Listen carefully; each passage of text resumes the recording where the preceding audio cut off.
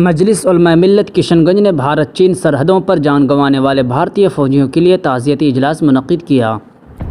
صدائے حق نیوز، حق و صداقت کی بے باک آواز۔ مجلس علماء ملت کشن گنج کی طرف سے بھارت چین کی سرحد گلوان گھاٹی میں ملک کی خاطر اپنی جانوں کا نذرانہ پیش کرنے والے بھارتی فوجیوں کے لیے بیلوا جامع مسجد کے سامنے مین روڈ پر ایک تعزیتی اجلاس منعقد کیا گیا ہے۔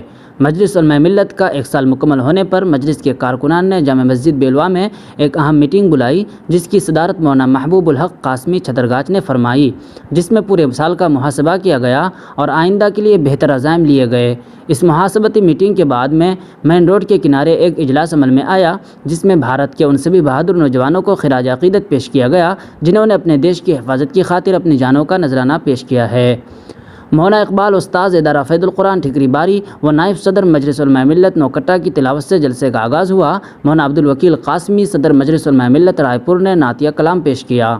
اجلاس کی صدارت مولانا الیاس مخلص صدر جمعیت علماء ضلع کشن گنج نے فرمائی، جبکہ نظامت کا فریضہ مولانا شمیم ریاض ندوی بانی مجلس علماء ملت کشن گنج نے انجام دیا۔ علماء کرام کی طرف سے فوجیوں کے لیے دل کی گہرائی سے خراج عقیدت اور شردھانجلی پیش کی گئی۔ صدر جمعیت علماء ضلع کشن گنج مولانا الیاس مخلص نے کہا کہ جس طرح ہمیں اسلام کا تحفظ آتا ہے، اسی طرح ہمیں ملک بھی بچانا آتا ہے، لہٰذا ہم سرحدوں کی حفاظت کے لیے گولیاں تک کھانے کے لیے تیار ہیں۔ مولانا سید حسین شیخ الحدیث دارالعلوم سہاریہ نے حکومت ہند کو للکارتے ہوئے کہا کہ آپ ہمیں سرحدوں کی حفاظت کے لیے معین تو کیجیے، ہم اپنی سرحدوں کی طرف غلط نگاہوں سے دیکھنے والوں کی آنکھیں نوچ لیں گے، لیکن حکومت ہے کہ صرف خاموش تماشائی بنی ہوئی ہے۔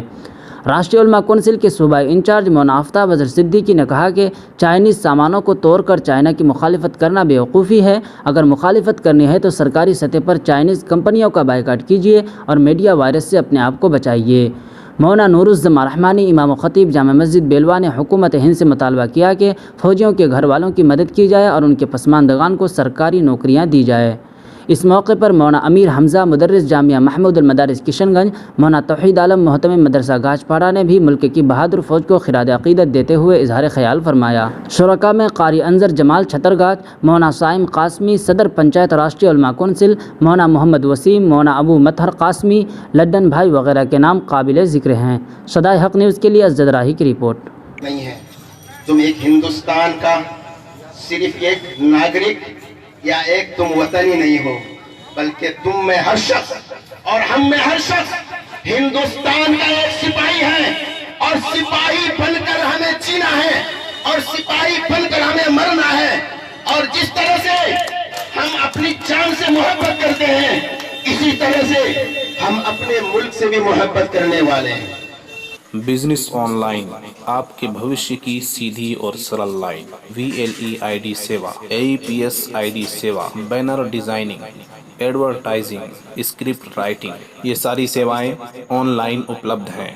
Contact number 7017613190۔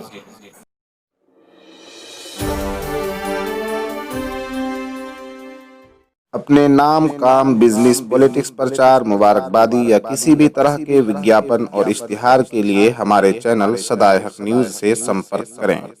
70 17 61 31 90 7017613190۔